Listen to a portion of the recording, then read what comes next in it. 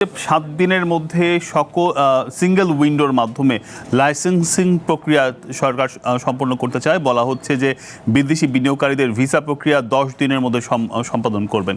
এই যে একেবারে সহজ করার সরকারি সিদ্ধান্ত, এটি তো ইতিবাচকভাবেই দেখছেন নাকি? যে আমি এই সরকারের উদ্দেশ্যে আমরা অনেক ইতিবাচক বলে মনে করছি এবং আমাদের পরামর্শই ছিল যে ব্যবসা কী করে যত সহজীকরণ করা যায়, তাহলে ব্যবসায়িক খরচটা কমে গেলে সরকারের ট্যাক্স আহরণটা আরও বাড়বে।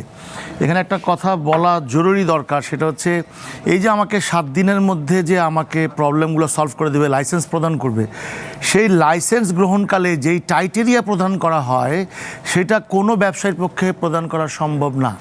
ওইখানেই মূল প্রবলেমটা। আপনাকে লাইসেন্স প্রদান করতে হলে যেই পরিমাণ রিকোয়ার থাকে, যেমন একটা এক্সাম্পল দিই, আপনি একটা নতুন ফ্রেশার, আপনাকে বলা হচ্ছে অভিজ্ঞতা ছাড়া চাকরি দেওয়া হবে না, তাহলে আপনি অভিজ্ঞতাটা কোথায় পাবেন?